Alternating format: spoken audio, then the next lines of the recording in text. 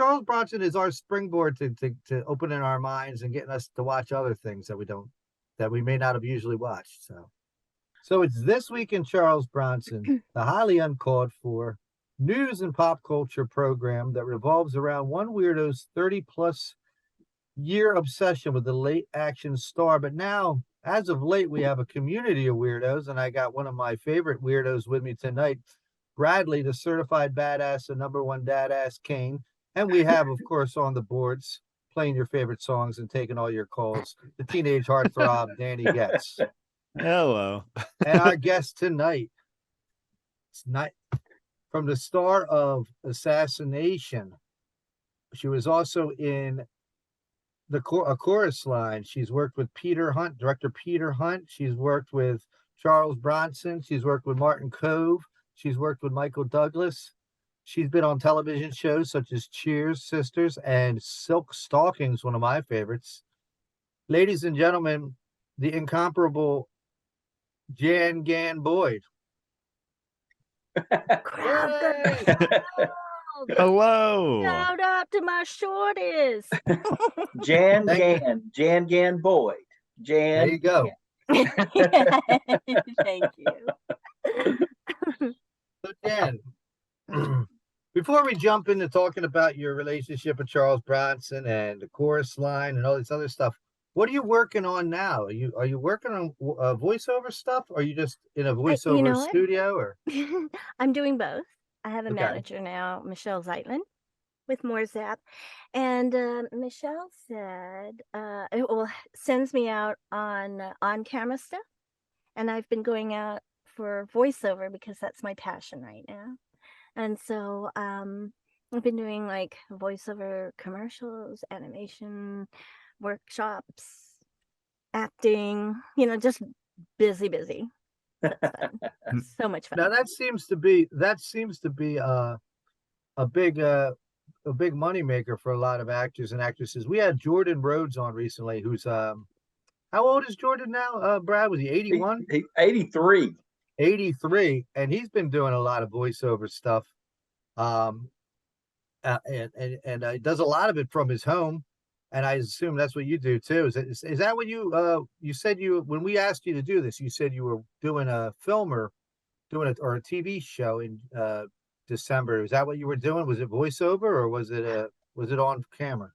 Yeah, I did on camera with Chippendales. It's on Hulu. Oh, that show's fun. I like that show. Yeah. And I've been doing this whole new audition process of doing self-taping and then editing and then slating and this and that. It's almost like you go from, instead of an audition with the casting director, now you're going right to chemistry shots and screen takes and everything. And it's for people that are older, that I quit to have children. Now that I'm back in, it's harder for me to understand more of the social media, the way, I'm used to like photography being from a little Insta camera, Yeah. And now it's like, everyone has a cell phone everywhere and a picture everywhere. And that was part of how Charlie Bronson had issues with, was not people taking pictures of him. Like if you walked up to him and said, could I have an autograph and a picture with you? And he's like, sure, and he'd give the camera to somebody and they'd take a picture. What he took issue of is if someone was hiding behind a tree and then taking photographs of him while he's like eating or just right.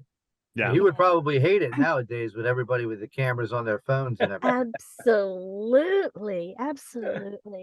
Showbiz has really changed in the last few years, and I think and a lot of audition processes and voiceover work processes seem to have changed with just in the last few years with COVID, from what I hear. Absolutely, and people have had to reinvent themselves. Right. So going from a dancer to acting, dancer, singing, actor, and then mom, and then transitioning to what I want to go back into acting, but then COVID shut everybody down. So I'm like, I want to do something in the entertainment world. I want to do something creatively, Mhm. so that I can just continue to do what I do and have fun, right? Right. And so I started. A lot of actors said, how about voiceover? And it's so easy to do everything remote. Zoom, I mean, COVID was a horrible thing, but Zoom, things came out of it that you never would have had before. Kind of like the Right. cell phone compared to Insta cameras, you know? Yeah, I started doing this again during COVID.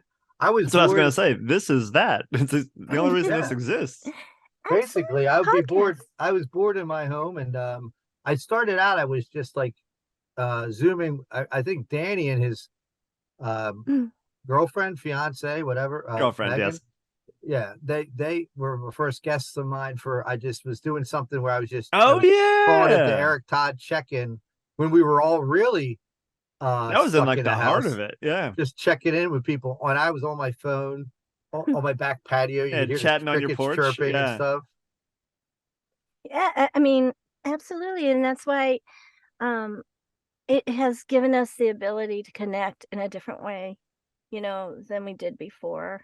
And so I'm blessed that a friend of mine told me that I should start working on my voiceover. Mindy Sterling, she's from Oh, she's Austin, Paris. hilarious. Yeah, she's amazing. And I met Mindy when I was training and doing improv at the Groundlings in LA. Wow. And yeah, we've been Oh, she's friends like since. a Groundlings legend. Yeah. Yeah. She is, and we've been friends since. And she's just, I love her. And so she's been like guiding me where to go, and so now I'm mm, can't talk about things that I'm, you know, Right. working on or auditioning for, but it's just really exciting and I'm really happy. I'm having the best time. We're glad to It's see awesome. you happy, and we're really glad that you agreed to do this program. And since you mentioned having children, I do have a bunch of questions from listeners, and since it came up, one of our listeners, David Middleberg, wanted to know why your career your initial career was so short. And we kind of thought that might have been what it was, that you wanted to have children. But it also leads to a question that I have too, was the difficulties, which, by the way, as a white kid watching action movies, I didn't realize that there was a difficulties for Asian American. I mean, I was, a kid, Oh yeah. but like, was that part of the reason why you stepped away too, or was it solely just to have a family? No, it didn't have anything to do with me stepping away. In fact, I was working nonstop, like just Right.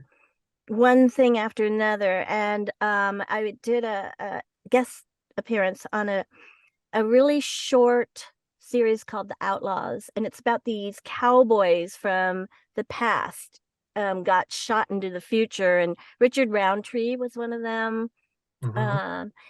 Anyway, and so I played a prostitute, and I had this pretty big role. A lot of it was cut, and then I get killed, so I'm dead. The last scene is I'm dead.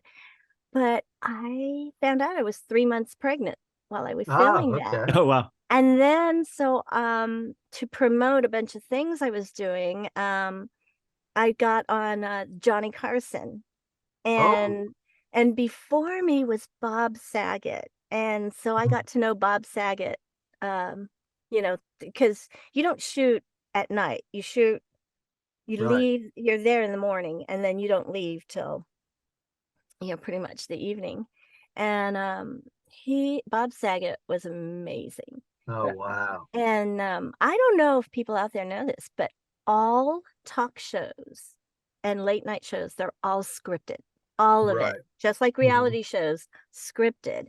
And so you go in for a pre-interview, then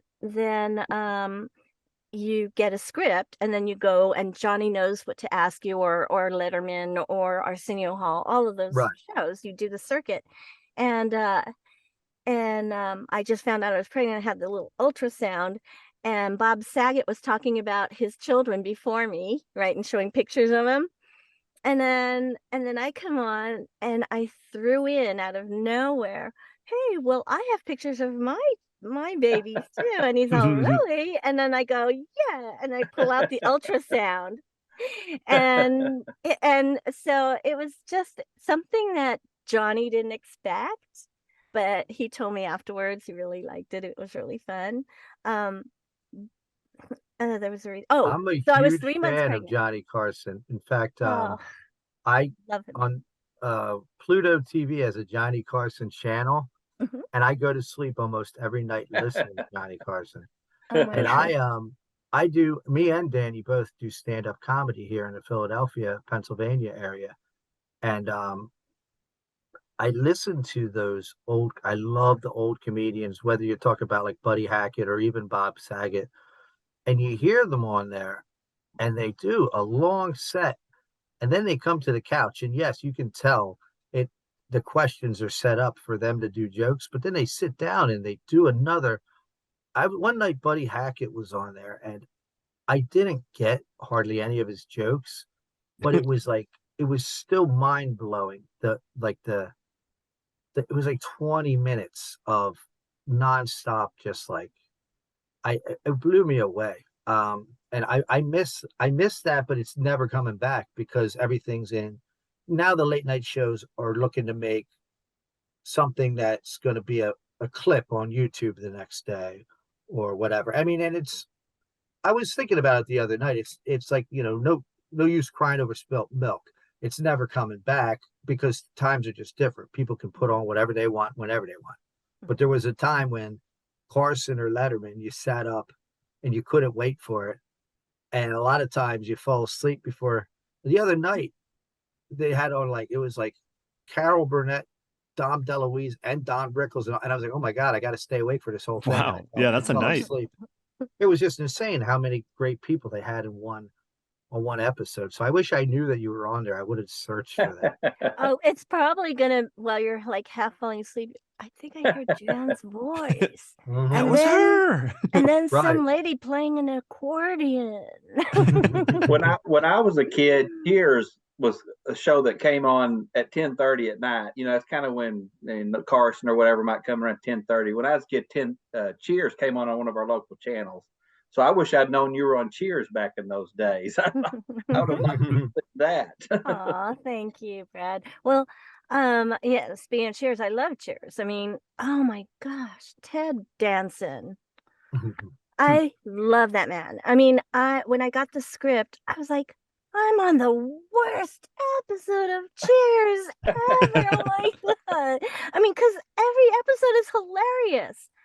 And the first, 12 pages are about him trying to break into the office that Rebecca had locked herself in with her wedding dress. And he comes out to do that scene. His comedic timing and oh my gosh, his delivery was so freaking hilarious that I'm like, he's still really good he's too. still, Yeah. and Oh, yeah. that is why he will have 2 series on television filming, fresh seasons. Right. While as, I mean, he's absolutely brilliant. There are a few people I've met in my life that are comedically brilliant.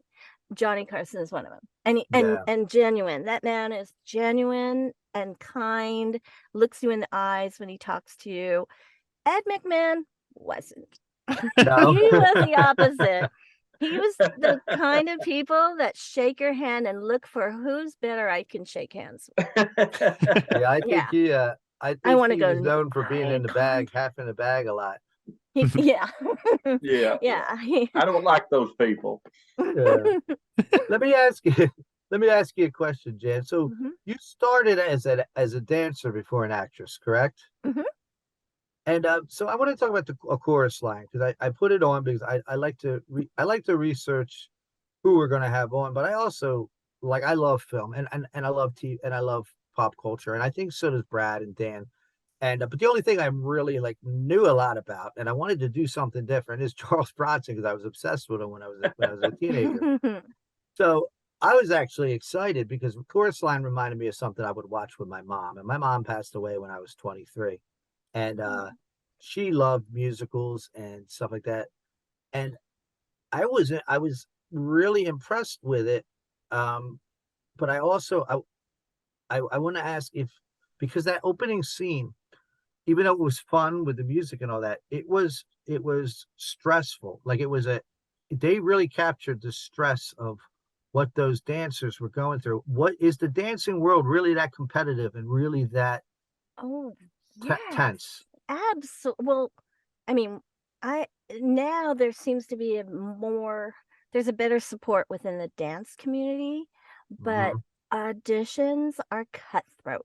And Right. what people don't understand is the way it's depicted in the film is absolutely, and I say that word a lot. Some people say 100%, 100%, what it's like. And Right. you're standing up there and you're just being constantly compared, and you over here and you over here, try this. And you're being thrown choreography at you from everywhere. And so when people are trying to be dancers, I tell them the number one thing you need to do is take from as many masterclass dancers as you can, from jazz to hip hop to tap to ballet, and learn as many styles as you can, so that if that person suddenly is the choreographer, they could throw at you the weirdest moves and you're ready. So Right.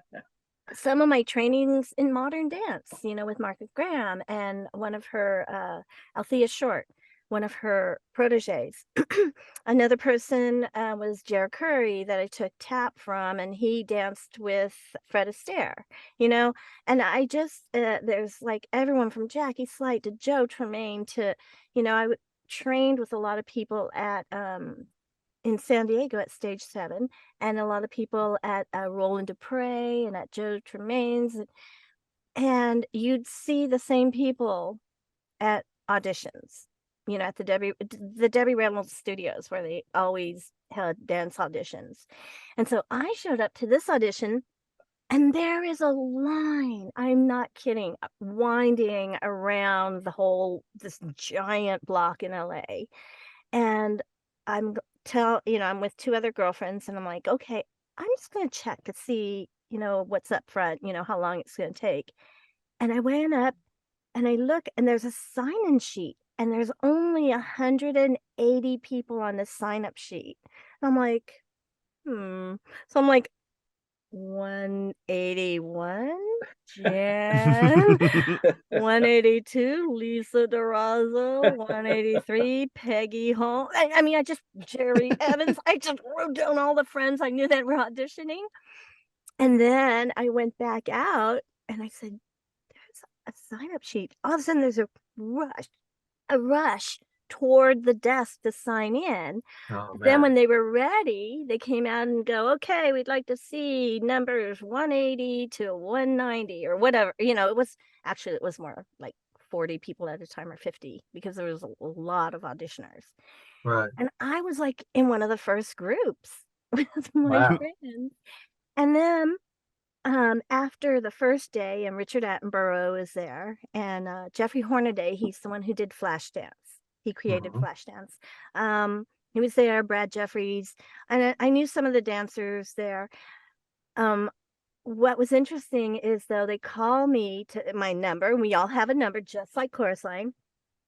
Until he's like, okay, you, Connie, number, remember, it's like 194. Yes, me, that thing, that really did happen.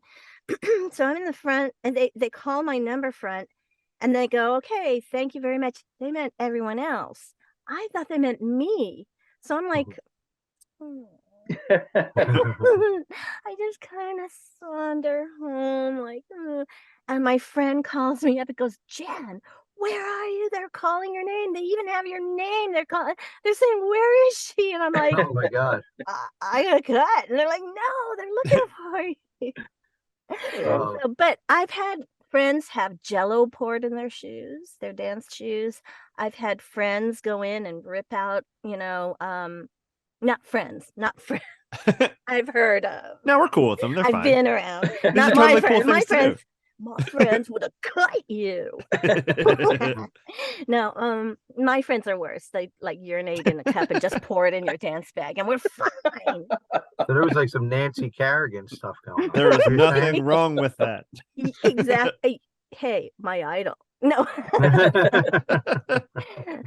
No, Now, Brad, you wanted to ask her a question about the chorus line, correct? Well, I guess one of my main thoughts about Chorus Line is I own the movie Chorus Line, but I bought the movie Chorus Line is because I'm kind of a Michael Douglas completist. I mean, I've pretty much watched everything. Of course, when I watched it the other day, I was watching it, to kind of watch your character, and I was a little sad at the end. I'm not going to lie, I was a little sad at the end of the movie, but I just, I saw something one time you said that Michael doesn't often talk about the movie. What was your experience with Michael like, if you don't mind me asking? I don't mind at all. I love him. And I actually stayed connected to Michael for a little while. But then, like life, but and in fact, in the chorus line, we have, I don't know why my throat's like that. We have a reunion Zoom meeting, and that's what this whole pandemic brought apart together. So the last chorus line Zoom meeting, almost the whole cast was there. Audrey Landers, Allison Reed, Cameron, English. Yamil came in from Germany. She's in Germany. I mean, we were just congregated from everywhere, and it was just so much fun. That's really cool. That's really awesome.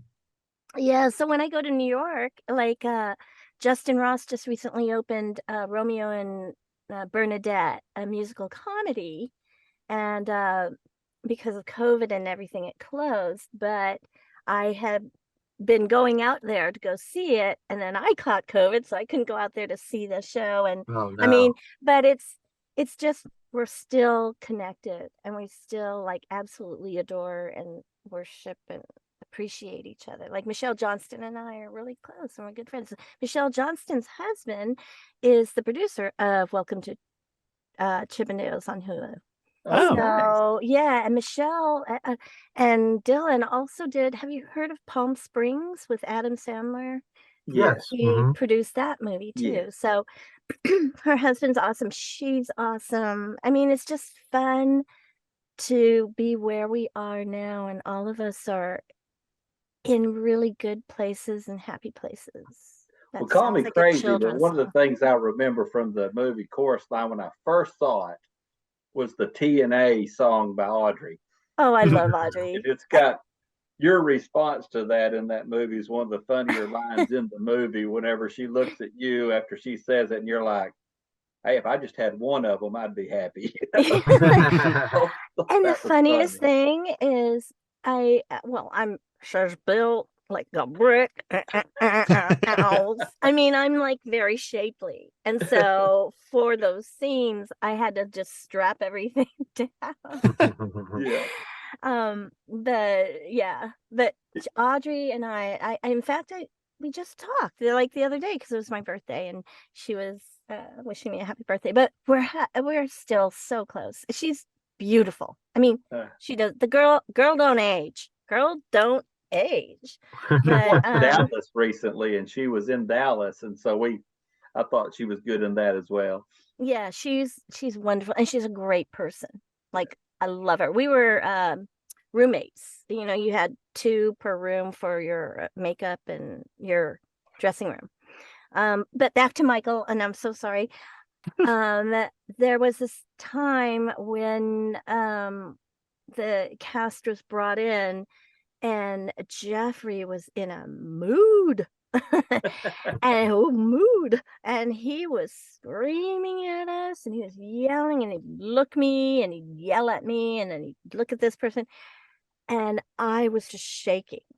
Because it was, most of us except for the few, it was our very, very first time doing anything this big, and we just I mean, I know I was so young, and plus being immature, because you know, both my parents came from China. They just raise immature kids. And I mean, I was like, you know, in my 20s, but I had like a 14-year-old kind of like, you know, walking around New York going, wow, you know, hey, rob me. Come steal my house key. Want my purse? I'm just slinging it over my shoulder and looking at the skyscrapers, you know. So, um, so when this happened, I had a breakdown because I was you know, all of us are insecure. I mean, just people in general. But when you're Right. put in that place where you feel like you're competing every single day, and they did that on purpose to create the realism within the movie that we're still competing, even though we already have our parts. We're competing for who's going to get Richard's attention, who's going to get Jeffrey's attention, who's going to get, you know, who's going to get more camera time, you know, Ronnie, you know, the cameraman, who is he focusing on, right? And so that competitive nature made people like me, who I'm not a really competitive person, naturally, like if we played chess, I'd be like, okay, you won. You know. Now, I feel like your character in that movie had a lot of charisma and really like you really like kind of glowed on that screen. But you mentioned in an interview with Paul Talbot, I have to mention Paul's book, Bronson's Loose, Oh. again, because we Yes. couldn't do this show. I couldn't do this show without my research. Yeah. And but you mentioned that you didn't really, you said you kind of alluded to, or you kind of said that you didn't learn to act really until after Chorus Line. But I felt like you really had a lot of charisma, and maybe it just was Thank you.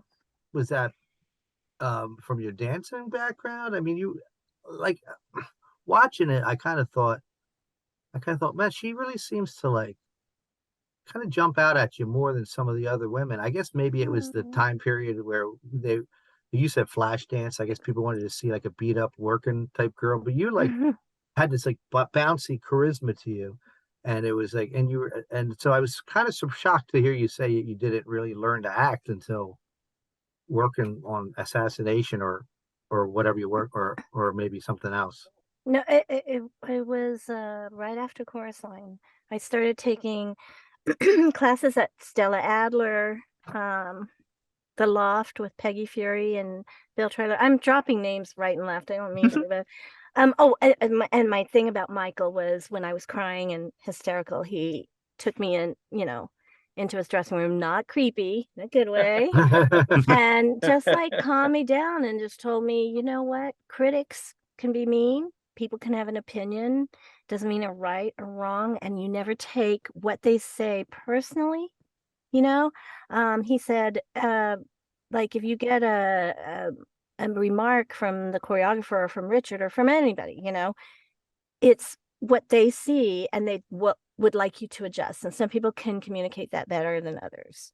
And I thought that was just such a wise thing to say to me, to set me up for going on. And that's part of the learning process, because doing that film, like I said, I'm so new. And everything I did was dancing and theater and singing. I didn't know how to act. I mean, high school theater here and there, you know, but during Chorus Line is when I realized I love this. I love this. This is so much fun.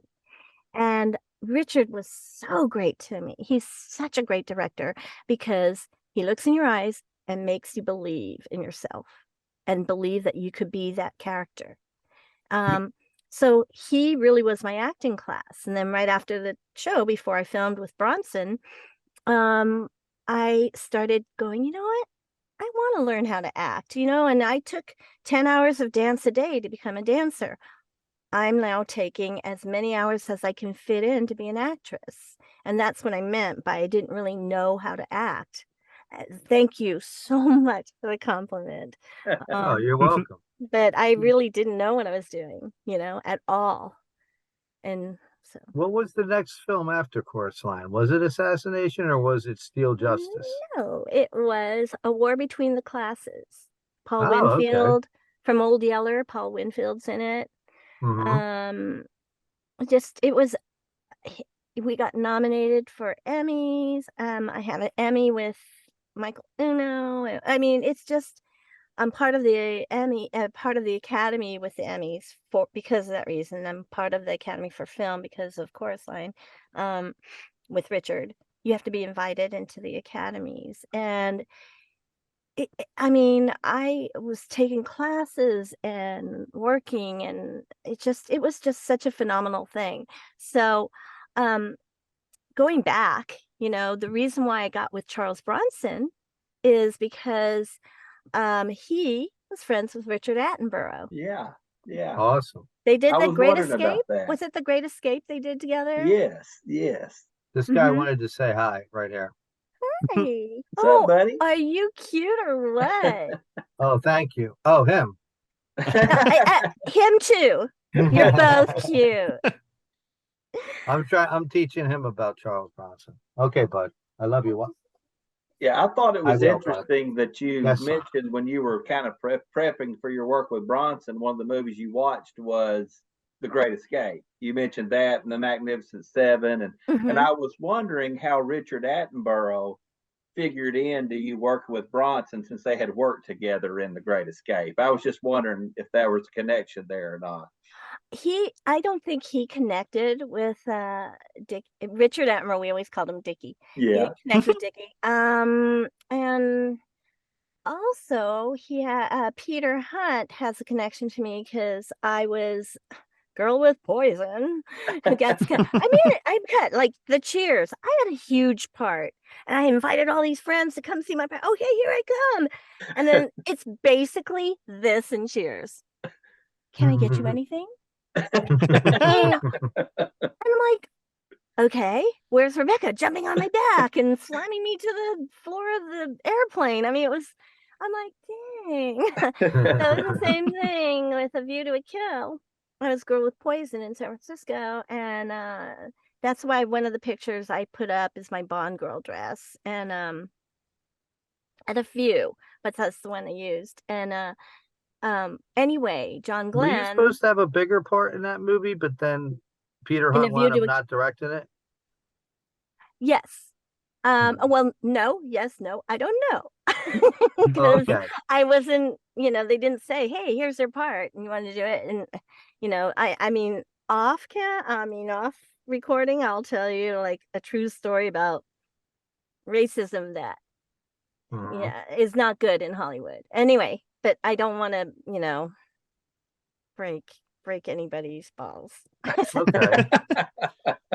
Well, I mean, But Peter Hunt is connected to James Bond, right. and Right.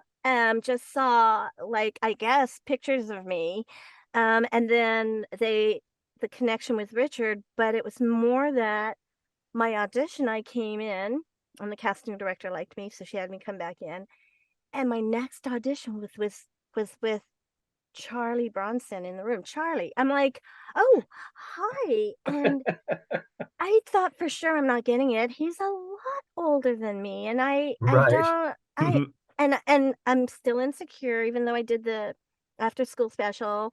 And but this is the third thing I'm doing, and I'm accomplished as a dancer, and Chorus Line was just coming out in the theaters when I just finished filming the after school special. So it was after Chorus Line came to the theaters, and it bombed. And and so I see him, and I'm thinking, I'm gonna play his girlfriend. I just played a 16-year-old girl, and now I'm supposed to play someone in my maybe 40s or late 30s, and then I got the film with Martin Short where I have to be 14. And I'm like, I feel kind of bipolar. And he we just got along so well. I And love the stories yes, about you and that's the Marty Charlie. Cohen. What's that? Oh, he held up Steel Justice, Yeah. Oh, the movie with Marty I've got Cohen. my Still Justice Blu-ray here to prove that it he's was got the funny. Blu-ray. Jen, I didn't even really mean to do this, but I have basically, I need to get a couple more of your movies, but I've got most of them already. Well, I'll sign them for you if you want me to. Just send it to me. I'll sign them for you and send them back. You talk about it, and I'll plug Paul's book again, Bronson's List again. But you talk about a very nice relationship with Charles Bronson.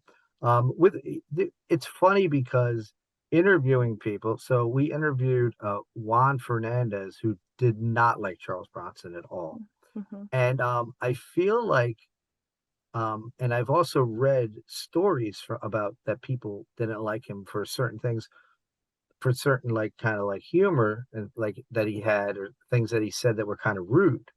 And your retelling, it sounds like he had, like, you kind of took his humor as more like a Don Rickles-ish type of ribbing, like it wasn't Absolutely. really mean. And I think maybe he had a better relationship with women, and maybe he was in a better mood because he was working with his wife. But I mean, just tell us about that relationship that you had with him and his humor and all that. I don't think it's because I happen to be a girl, or another person he got along with in the movie really well was Billy. Billy Hayes. Yes, Billy Was that Hayes. the guy who wrote Midnight Run. Yeah. Midnight. He Yeah. lived Midnight Run. Midnight Express. Midnight Express. I mean, That's right. He's the guy that the story's written. He wrote it, and we had several dinners. I became really close friends with Charlie and Jill, and then with Charlie and Kim when he remarried. But Jill, yeah, I love them both. I mean, but I think people misunderstand Charlie, and and Billy Hayes and him got along really well, and Billy's a guy. I mean, it's not because he was a guy or a girl. I don't think it's because of Jill, but Jill did give him, like, she'd go, "Oh, Charlie." Charlie, oh, Charlie. And then, like, we'd laugh, and, but I could see how people who don't know him or don't understand his humor think that he's being mean. I think maybe like, his background, like, I don't know if you know about his growing up and all that, but he grew up very poor in a coal mining. right. I think his background probably made him very protective. I kind of have this, I don't know if you call it a theory, but this thought. But I think that all like bad behavior, or when people are like bust balls or a little mean, like it's they're being protective of their own feelings. You know what I mean? And but it sounded like he was busting your chops, like you gave him that T-shirt for his birthday. Oh yeah, and he goes, "Oh, great, thank you," and just like tossed it over his shoulder into the dirt. I'm like, "Hey!" And then he starts giggling, and then I'm like, I knew he was joking. He's okay. Here's something I just was cracking up. Like, he would sit next to me, and because we talked a lot, and we'd go out to lunch, but he'll open like a National Enquirer, and he'll go, "Let's see who I'm married to today." I mean, things like that, to what I like, or he'll say to me, "Jen," he goes, "You have a lot of stories, and I've never met anybody who is more boring to talk to." And if I thought he was serious, I would have been like like, he's Don Rickles. I love it. yeah. If I thought he was serious, I could see me not getting along with him, but I would just start laughing because it was just so, it was sarcasm, but if in a very high level to Right. me. I think we're such big fans of his, a lot of us, because he was so mysterious. And as you start to learn more about him from interviewing people, it seems like everybody had a totally different opinion or relationship with him. But we had Jordan Rhodes on here, who was in Mr. Majestic and the Indian Runner with him. And he said that he wasn't the friendliest in the 70s when he did a movie with him. But when he did the one in the 90s, right after Jill had passed, they had a very nice experience together. And they really enjoyed each other's company and stuff. So, speaking of Jill's passing, how was her health during the filming of Assassination? She was going through her next bout with chemo, and she had lost her hair.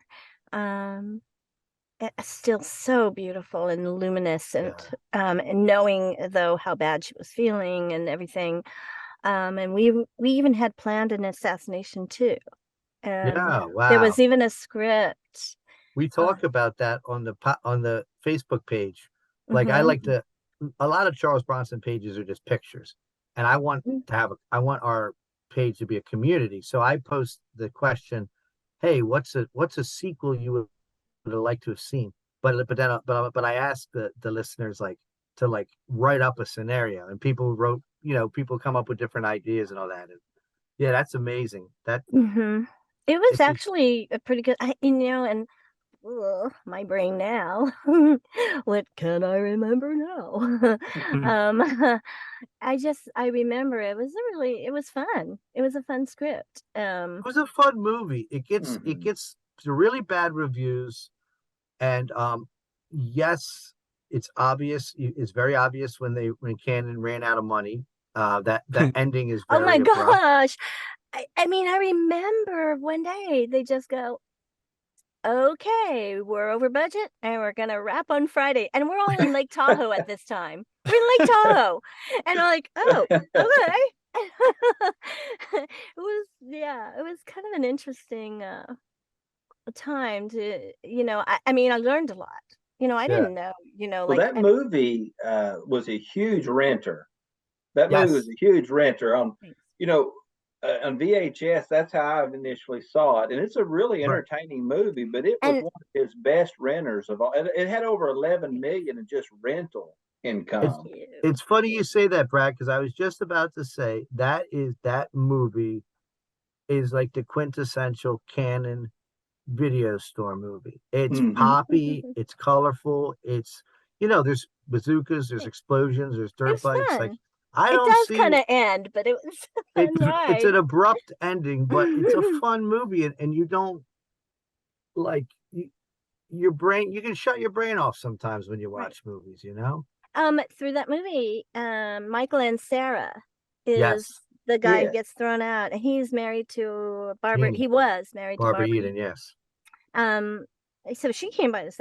It's amazing the people you meet when you're hooked up to people like Michael Douglas or Charles Bronson or Richard Attenborough, where like during filming Chorus Line in the 80s, Mother Teresa came by the set. Oh, there you go. Who ever meets Mother Teresa? I mean, really, Now, Mother why Teresa. couldn't she Mother be an Teresa. assassination? Because Richard directed Gandhi and he got to know Mother Yeah. Teresa really well. She Makes happened to sense, go to yeah. New York the same time we were filming. And so she came by the set and, Now, we I'd like to just see her in a Death Wish film. What do you think, Mother Teresa? Mother, look out for the next Mother Teresa. The face of Calcutta. Absolutely. So I'll tell you, you want to hear a funny story? Yeah. Okay. I am the reason why people think Chinese women can't drive. I am really the sole Oh, reason. yes. I cannot drive. We I know. can't drive. I know this story, but go ahead. Oh, okay. So, yeah. So we're filming in Washington, D.C., and they're telling me to drive the car because they want a picture of the car and then a close-up of Charlie and I'm driving the car. And I'm supposed to go screeching around this the monument in Washington Circle. It has like a wings. It's like, I think it looks kind of like an angel, but Yeah. it's not the I know the Washington thing you're Monument. talking about. Yeah. I'm supposed to screech around this corner. So the Teamsters show me where to go. They show me where to go a few times. And the camera's set up near the monument. And I'm in the car with Charlie and they go, and then you didn't have cell phones. You had walkie-talkies. And they're like, okay, Jen, we have to wait till it's nighttime. Oh, I'm terrible at imitating. We have to wait till it's nighttime. He never even talked like that. I don't know what. Before we can shoot. So Charlie and I are talking, and then it gets dark, and then they're going, okay, we're going to be ready to shoot. Okay, already on the set, and they're going, and action. And I go, I peel out, I turn right before the monument, and I just the next thing I know, I'm on a freeway to Virginia because Washington, D.C. is just a circle onto different states, right? Yeah. And so I'm like, I don't know where I am. I don't know where I am. And then Charlie's like, he's always calm. He never, well, wait, I have a story when he doesn't. But he has his walkie-talkie and he's all, yeah, she made a wrong turn. We're on the way to Virginia. We're getting off. We're on the corner. I sound like this is the captain speaking. We're on the corner of Lincoln and Jefferson or something. Okay, we're going to send this Teamster. Come get you, bring me back. And I go back and they go, okay, Jan, the second right. Got it. Turn. Okay, action. I do it again. And he's like, we're on the freeway again. We're heading to Virginia. And then so I get back and Charlie's furious now. And he was hardly ever furious with me. He's furious. And he's sitting in the car and he does even want to speak to me. And they go, okay, Jen, second right. And I go, got it.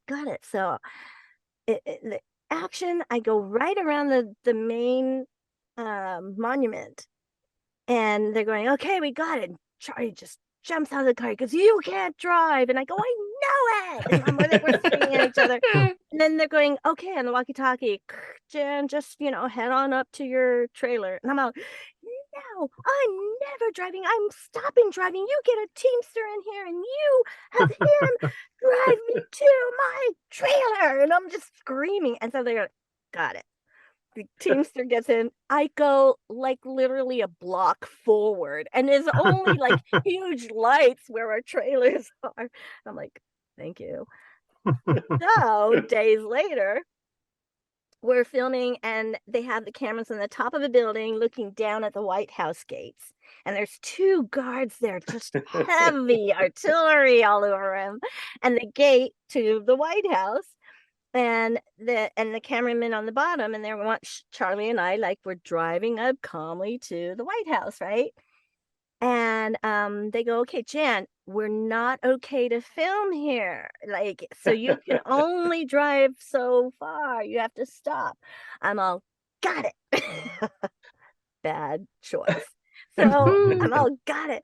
I gun it. And I'm like, and you see the 2 guards jump and like grab their guns and jump and stare at me, and I'm like, and Charlie's like, they're gonna shoot us. I'm like, literally, what? I got this. And he jumps out of the car with his hands up, and he's like, we're filming a movie. It's okay. He's like, did they recognize him? Oh yeah, and then I think that he autographed it. I'm not too sure. I don't know. I blacked it out because he goes, "You can't drive," and I'm like, "I think we established that a while ago." Now, can I ask you a question from a fan that kind of goes along with this story? Ryan Voss, the Vossinger of Death, wants to know how much of Assassination was filmed in D.C. and what are your memories of filming there? I mean, you just told a memory of filming there, but how much of it was actually filmed in D.C.? We filmed a lot. We filmed a week. We did.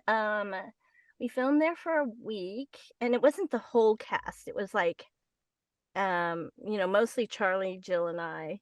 But that place where she goes in and she changes her clothes in the bathroom and I drive Charlie up, that's actually in Washington, D.C. All the outer shots of the White House are Washington, D.C., but then they built a whole White House set in L.A. So it was exactly like the White House. You were never in the White House, correct? No, no. Just the outside. They would have shot us. No, but let's see. We did a lot of shooting out there. I really liked it, and I mean, it was interesting, to. Can I pay you another compliment for your acting? I don't think your character looked like they were in their 30s or 40s. I think your character looked like they were maybe 30. And yes, Charles Bronson looked 60, and he was pushing 60 at that point. He was 65 at that time. But I Right. gotta tell you, the man is sexy. Right, I'm like, and damn. I I met him. think I'm you like, sold it. I think you sold it. oh, People can say what thanks. they want about that film or whatever, but I think you sold it. I think Mm, if it wasn't for your charisma again, and I think you brought out a playfulness in him that kind of like made it seem realistic, um, even though thanks. it also was very unrealistic. I mean, I'm sure in real life he could get a woman. Well, I mean, he did. there's He a has. lot of like Cher's dating what, a 38-year-old or something. Yeah, yeah. The thing that I found when I went in for the audition and Charlie's there, and I'm thinking, like I said, I'm not going to get this job. It's okay. I'm Right. like way too young. And I walk in and he had this, like on screen, he has this charisma about him and a warmth that Mhm. I think some people just miss and just see tough guy exterior. But he actually is very gentle. And if you look, and all you guys are fans, he's soft spoken. He's not a screamer. He's not he's very purposeful with his Mhm. words. He used to have a list. And I have a list, and we talked about that a lot, about different people who like have to, you have to work with it, you have to use it, and so if you listen to his movie, he has like a slight lisp, like kind of, um and I find that when I met him, I was like, yeah, I could be his girlfriend. Yeah, I could be. Yeah, I find him pretty hot, but I wasn't a fan before the movie. I mean, but just watching it, I'm thinking, it's not gonna work. After I got to know him, I was like, that's good work, because he and I just had so much fun together, and we just laughed, and it just worked. And what I liked about it is that Jill was more closer in his age for the film than I was, which would make my character, and what I used it as, is even more insecure that he's hanging out with the president's Right. wife, Mhm. and so I use that to my advantage of trying to be more, oh yeah, well, I'm younger, but I'm more playful, and I'm younger, but I can sex you like a machine, Mhm. whatever. But so that's part of the acting choice there. Yeah, I And like that. I like the way that you played off of that with him. It's like every time he'd go off and spend some time with her, he'd come back when he was around you, and you'd be like, "You're not falling for her, are you?" And you kind of give him that grin and that look. You're not falling for that tootsie, are you? And it was so funny is the script was written by Peter, I think, and it had a lot of humor in it I didn't quite get. I was like, so are your salmon swimming upstream? And I'm like, I don't get it. And I'm really naive. Like I said, I'm basically in a 14-year-old brain at this time, and as far as worldly notions. And I was like, that joke isn't gonna land. I don't get it. And I go, can I say, like, she could be a this? And then it was like, I wanted to say, well, you're not falling for that dipsomaniac thing. I wanted to change the line. And they're like, no, stay with the script. And I'm like, I'm so much more funny than you guys. Like, Well, wrong. it lasts because I watched it today and I still know what salmon swimming upstream meant. For you, Brad. I still find the terminal orgasm line a little disturbing. One of the more unique expressions in a Charles Bronson movie has to be. I was I supposed to be think it's naked. because I what's was that? supposed to be naked in that scene. Yes, and tell us about I that because he had went to bat for you, correct? absolutely, what happened was, um they're fitting me for costumes, and they're saying, okay, this is a scene, you're only going to wear an apron, that's it. And so my boobs are out, everything's out, and I'm like, so I went to Charlie and Jill, and we were having lunch, and I said, yeah, this nude scene, because I had this thing. I was offered Playboy twice when I was Mhm. younger, because I was Asian, and I don't know, people have a thing for Asians. I don't know. But anyway, and I just thought, I never really want to do a nude scene or be naked because someday I was thinking someday I might have kids, and I didn't want them to go, "Hey, mom, is this your mom in Playboy?" To their friends saying that or something.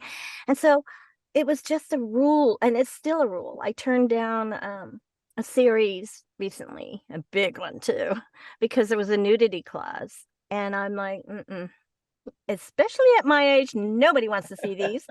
um, but like those pulley systems, you need that at the same. Anyway, so when so I had lunch with them, and Jill and Charlie said, "Okay, Jan, we understand you don't want to be naked."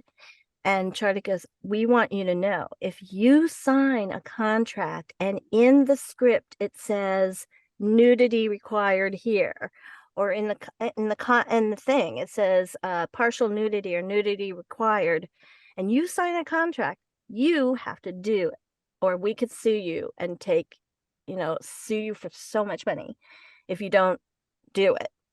And I'm like, really? They're like, yeah. So they go, "But we're gonna talk to Menachem Golan, the producers." And this is what I said on there's an interview about Canon Films, a film called Electric Boogaloo. Electric Yeah. Boogaloo, Mark yeah. Harmon. Mark yeah. And I that's how I learned that for this next role that they really wanted me for, I'm oh, what's this? Nudity class? And yeah, and it's like, yeah, no, this role requires nudity. And I'm like, because everything's on HBO, Hulu, cable, whatever, and shows nudity. Right. Everything. And I'm just like, oh, no, no, no, thanks.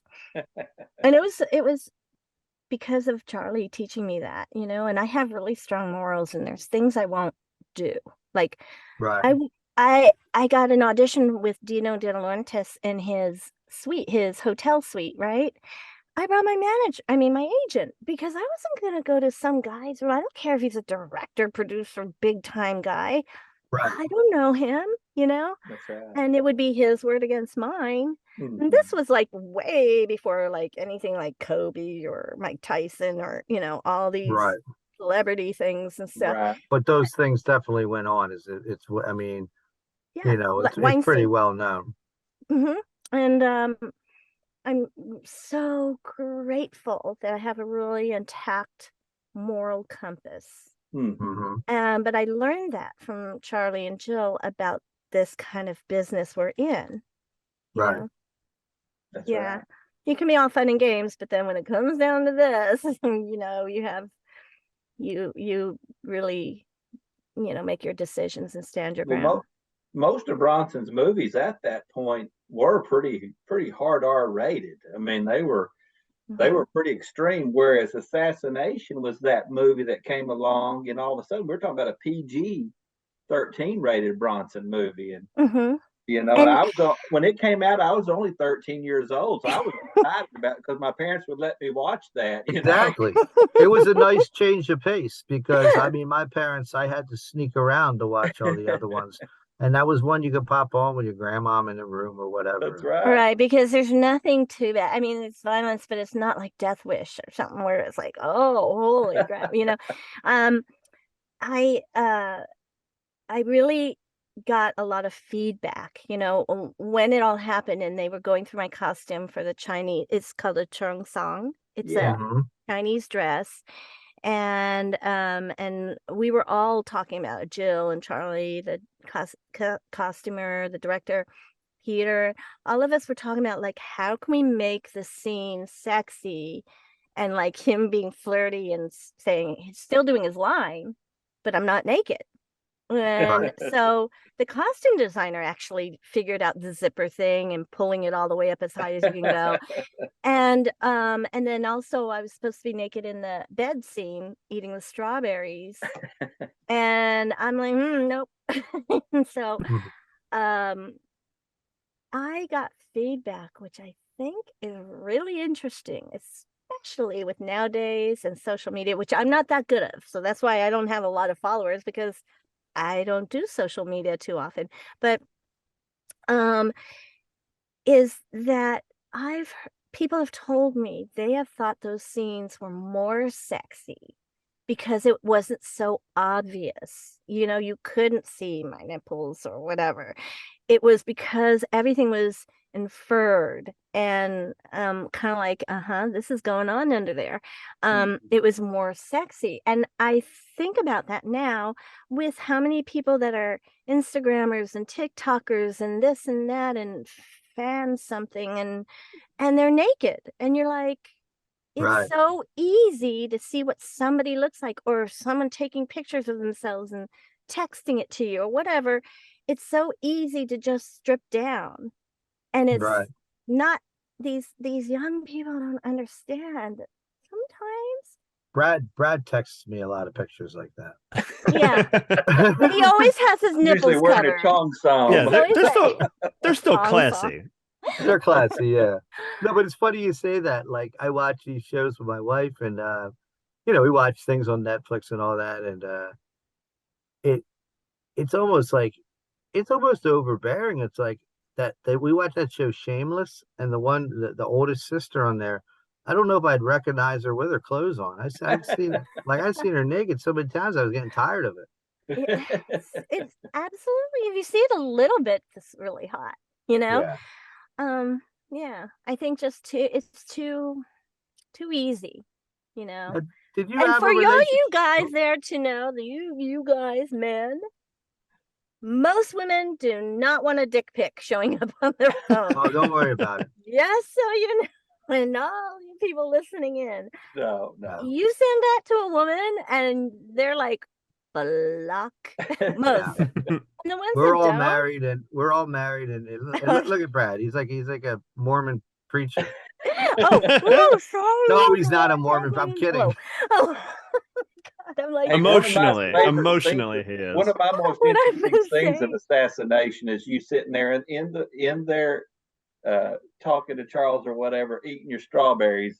I always found that to be an interesting scene. Aw, well, you were 13 at the time, so there you go. That's true. I was 13. Yeah, 13. You see a Victoria's Secret magazine, you're like, I'll take this with me. Mhm. So, Jan, did you have a relationship with Charles after Jill passed away? I mean, not a relationship, but I mean a friendship with him still. 'Cause Yes. I believe I saw a picture of you and his next wife. Yeah, him and Kim. I used to meet Charlie, Kim, or just Charlie, and I would have lunch in Malibu. He loved Duke's in Malibu. Mhm. And we even went there, their other restaurant. Went to Duke's several times during the filming, but I used to meet up. I went to his Christmas parties and Right. um How was yeah, Kim? Did you have an opinion of her? Because she fans started aren't off big on her. she started off as I met her first when he was married to Jill. She Mhm. was the horse trainer for Zuliki, their daughter. And Kim was the horse trainer, and a beautiful woman, super nice, super, like, I could see how Charlie and her fell in love because she's not a replica of Jill, but she is the kind of woman that I could see, it was very easy to see how easy they were together, is what I mean.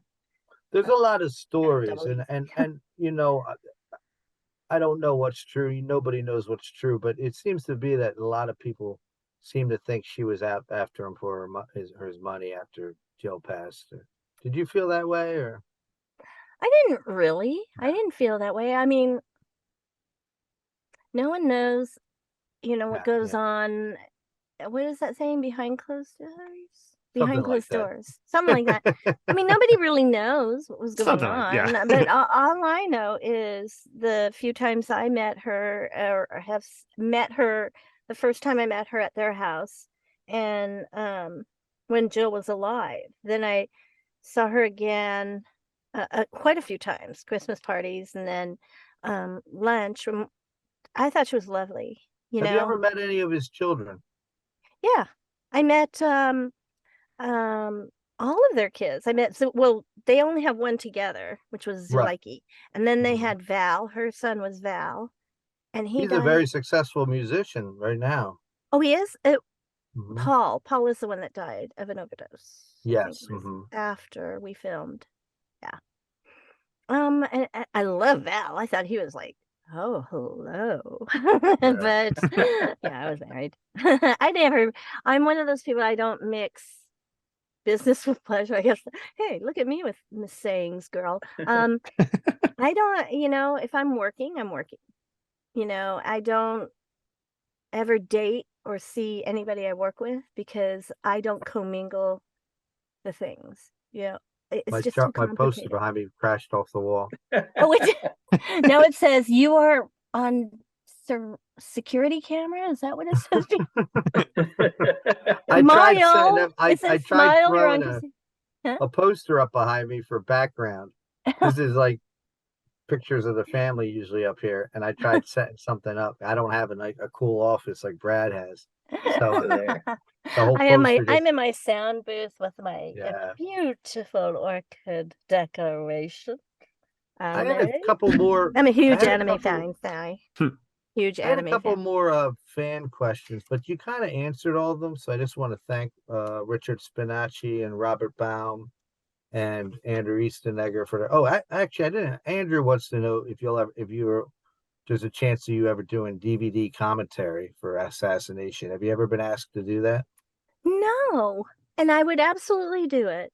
Well, that's And something somebody should look into because us fans, uh, seem to really be into that. I mean, we really enjoy what Paul Talbot does because he's like a historian and and he knows more about Charles Bronson than any of us. And I yeah, he think was very nice. yeah, and I think we all have a soft spot for like this, those side characters in the canon films and in the films that he was in, like you and like Juan Fernandez, who we had on here, who didn't like Charlie, but he was I don't know if you know him or not, but he's such a sweet guy and Oh, good. a bit I of a don't, yeah, character, no. but yeah, great I dude. don't know him, but I know he and oh God, who's the actor in The Notebook? The star of the Notebook, Yeah, James the Garner. James Garner. Yeah. He and James Garner. Oh, they did not like each Did other. not Yes, get there's that. along. Did not get along, did they? And I hear James Garner's a really nice guy too. See, that's Yeah. what I think. Like, I feel like, I know people that know both ways too. yeah. So Yeah. that was my point with Charlie. Mhm. Yeah, you can love him, you can hate him, you can be indifferent, but I mean, that's just like anybody. You guys could absolutely hang up with me right now and go, what an effing moron, and like, oh No. boy, we have to cut this thing up. Yeah, I was just You know, throwing that up. The you guys know say what that I about mean? me after Chance they of hang that, up. Jan. No chance of that. Thanks, Hey, but so you one of never the know. things we do on the show is when we don't have guests and we have guests, but when we don't have a guest who was in the movies, we go over what was going on when the movie premiered. So on January 9th, 1987, Arthur Lake, to star of Blondie and Topper, died at 81. Isn't that interesting? You ever watch Wow. Topper, Brad? I No, you ever seen that? It's from like the Like 50s. think so. it's My a mom and black. dad my mom loved it. My mom loved old movies. I It's think just a, isn't it a butler with a hat, like a top hat type? No. no, it's Oh, a it's not a husband and butler. wife who die in a car accident, but their ghosts are wandering around. It's really weird, but it's a popular movie. Oh, kind of like Beetlejuice. Yeah.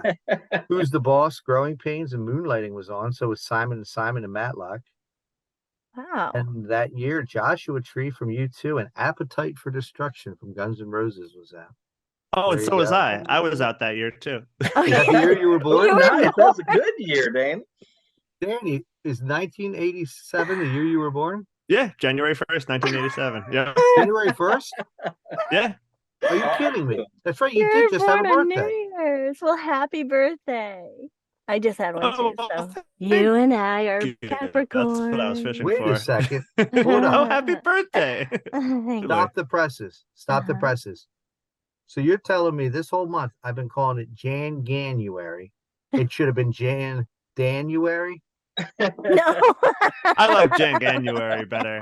I don't know. I like Jan-Danuary. Jan-Gan-uary. I've never heard that. I don't know. I like Jan-Gan-uary better, Eric. I mean, we'll get back I've Yeah, never I heard. think you were fine the first way. Yeah. I've never heard. Yeah, that's really cute. You said I that. try really hard Thanks, to Eric. make our Facebook community and our social media community as different from the other, because believe it or not, there are other Charles The Bronson. many other. Yeah. And but they all just show pictures and go, "This is my favorite movie." Like I'm like let's talk about like the other people in the movie. Let's talk about the director.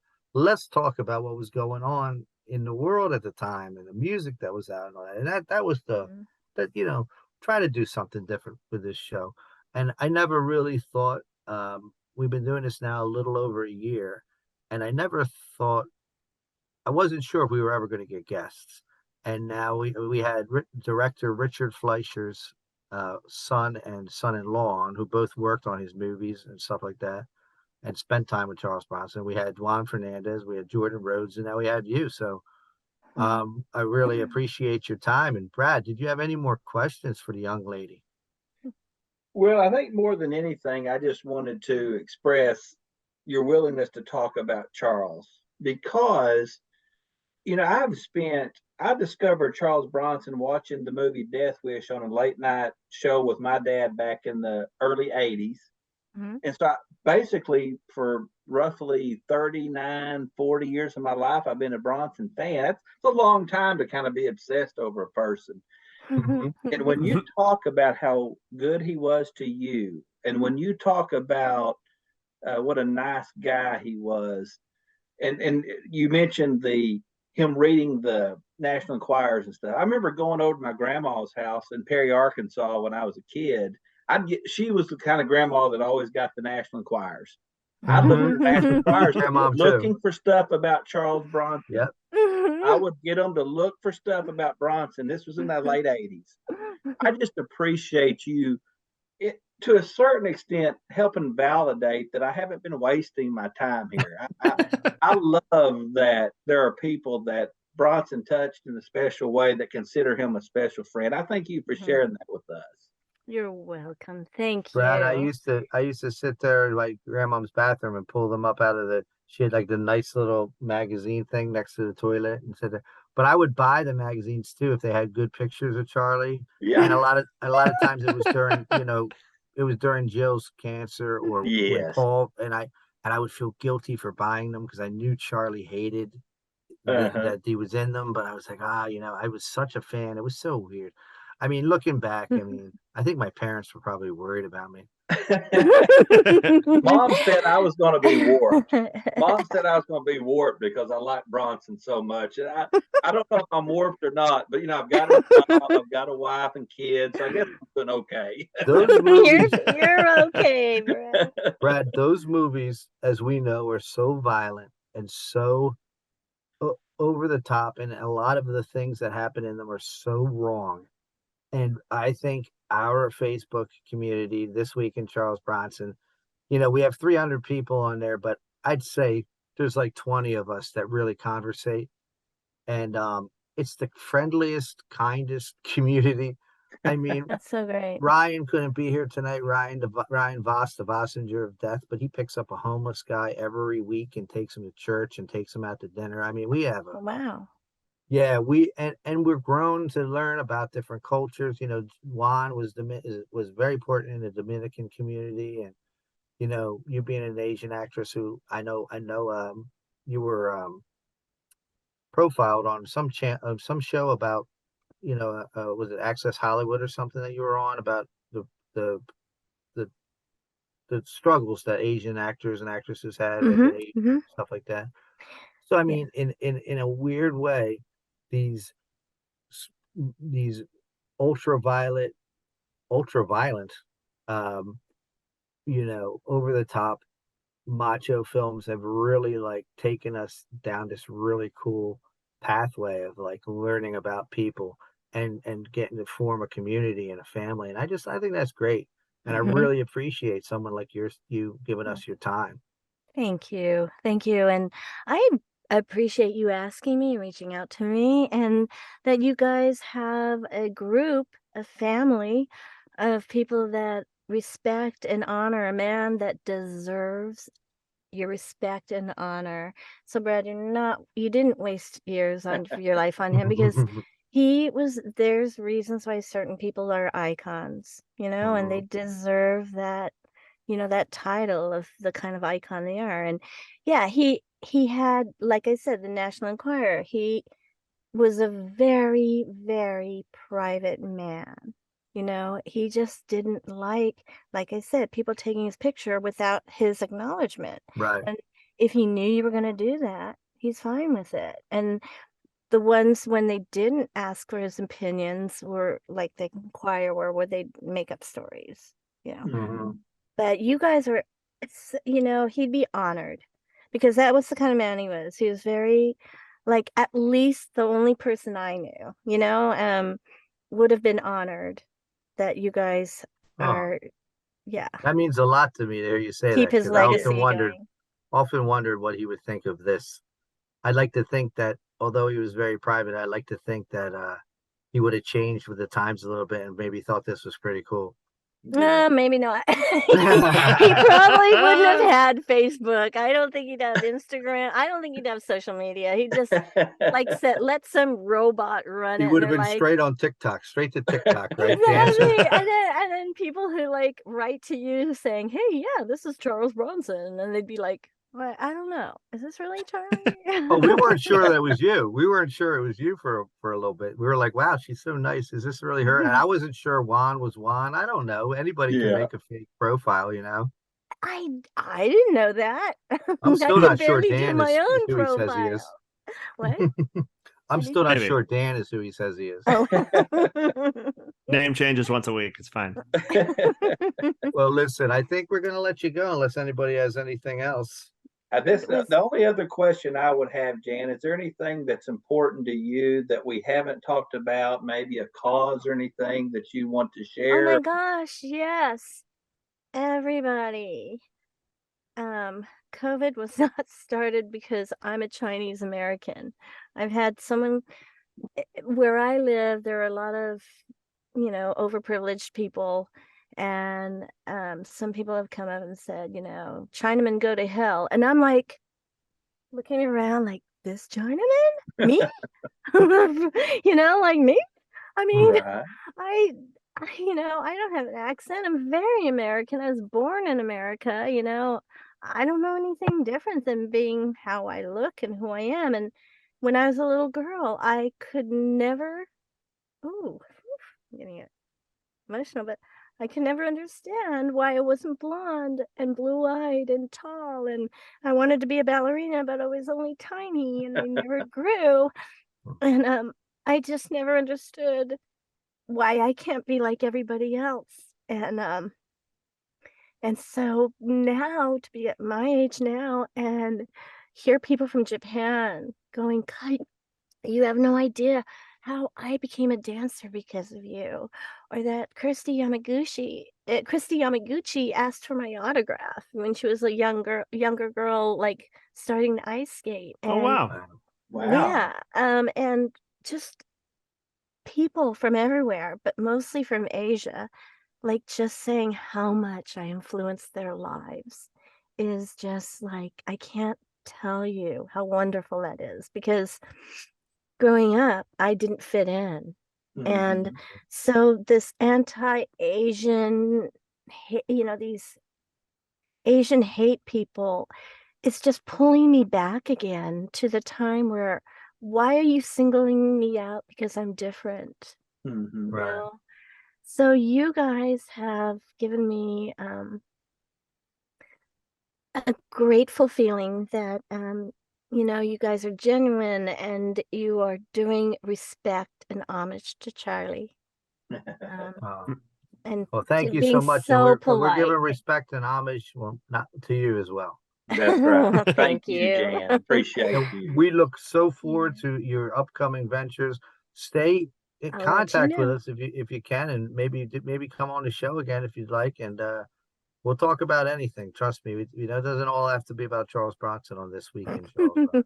It's about everything. Okay. Thank you, and thank you for inviting me, you guys.